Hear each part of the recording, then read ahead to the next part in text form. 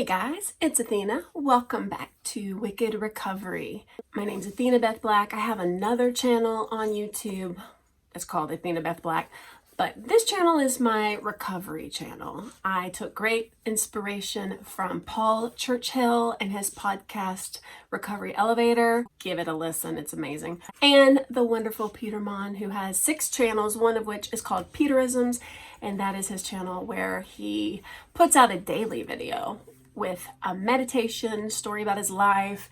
It usually relates to his sobriety. So check that out. And thanks to Peter and Paul for the inspiration. As always, we are using yoga wisdom cards. And each week we pick a card, we read what it has to say, and then what the Swami had to say about it. So as per usual recently, we do a little knock, we do a little shuffle. Pretty much every week a card pops out and jumps out, and that's our card for the week. So let's see what happens today.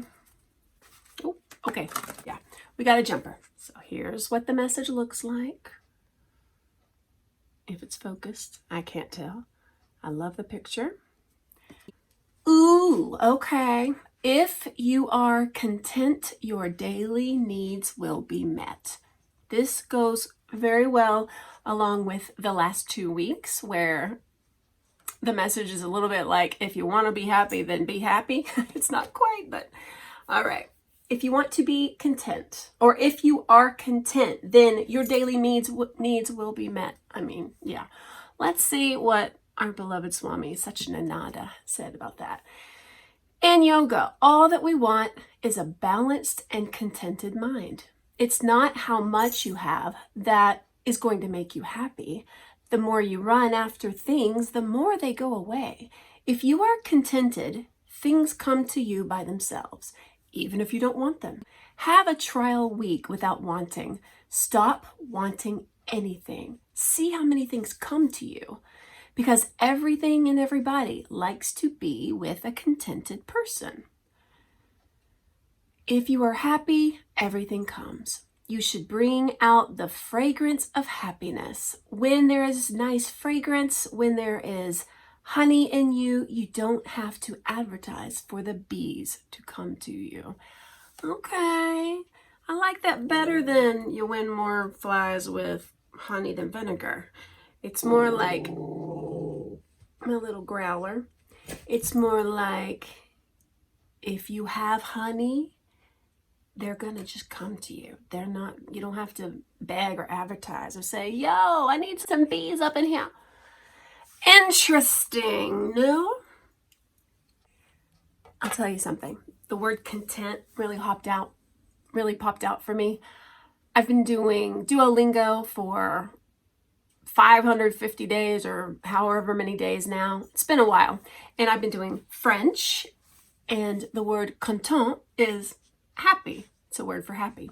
So that's kind of cool because I feel like in English, in my world, content sounds more like satisfied, which is nice, but it doesn't make me think of joy, right? It's like adequate. Do you have everything you need? Yes, I am adequately prepared. That seems kind of blah, doesn't it? But I think this is reminding us you may not be bouncing around with joy all the time because you're not high, hopefully, and you're not a hyper happy teenager. I will say when I was 17, I kind of did bounce around with joy all the time. I spent my life feeling pretty high just because of youth and happiness and love and first love, all that good stuff.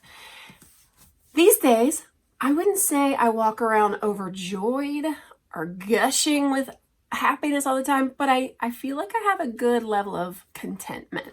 And honestly, feeling content, I think it might be preferable because with the highs of ecstatic exaltation comes the lows. And rather than the ups and the downs and the ups and the downs, I do prefer a level of happy hum, just cruising on cruise control, chilling, enjoying the scenery.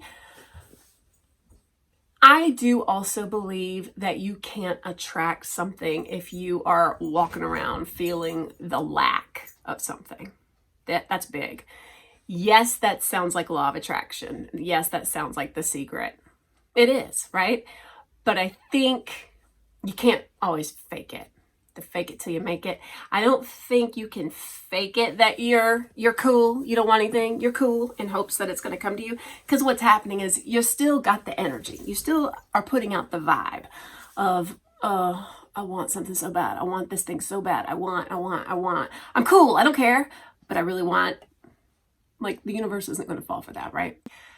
I learned somewhere along the way, if you love and treasure and take care of what you do have, then you will find that more will come to you, not to an excessive degree, but basically, if you're happy with what you have, and if you show it love, attention, and value, maybe you have a crappy car and you want a new car one day, you still take care of that crappy car. You wash it, you get the oil change, you do all that stuff you need to do.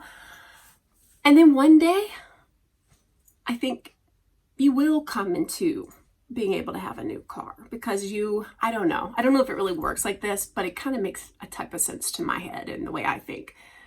I feel like if you have shown the world, shown the universe, shown your higher self that you do love and appreciate what you have, then you are more deserving of something new down the road.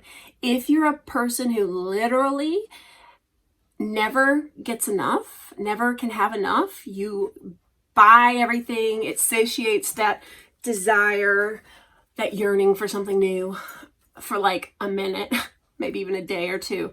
But very soon you're going to want the next thing. I feel like when we spoil our kids, we're robbing them from the joy of getting to look forward to something, work for it, earn it, and finally get it, and then treasure it. It's interesting. We're not doing ourselves or our kids or people we love any favors by giving them everything they want. When you give someone everything they want, when you give yourself everything you think you want, I feel like it feeds that need. You're gonna keep wanting. I'm sorry, my camera is shaking. I'm not sure why. I have you precariously perched on a stool. That could be why. But anyway, that's our thought for the week.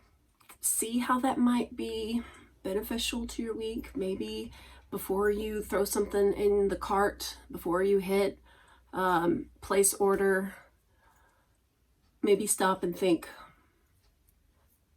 am I appreciating what I have right now? Do I have, like I don't allow myself to keep buying more tarot cards, more tarot decks as much as I want them, because I don't use the ones I have. I need to love and appreciate and use the ones I have before I worry about getting more, because I'm not a collector. When I buy a cool looking one that I saw, all I've really done in that moment is appease that little want monster for a minute. And after I use it and look at it and whatever, then I'm back to where I was before.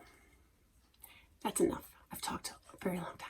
Have a wonderful week. Thanks again for watching. If you haven't yet, please give this a like, subscribe, hit the bell, and leave a comment. I always want to hear back from you. This is a tiny little channel, and I feel like it's a little bit more like a family, and we can interact. I'll respond to you. All right. Thanks, guys. Peace.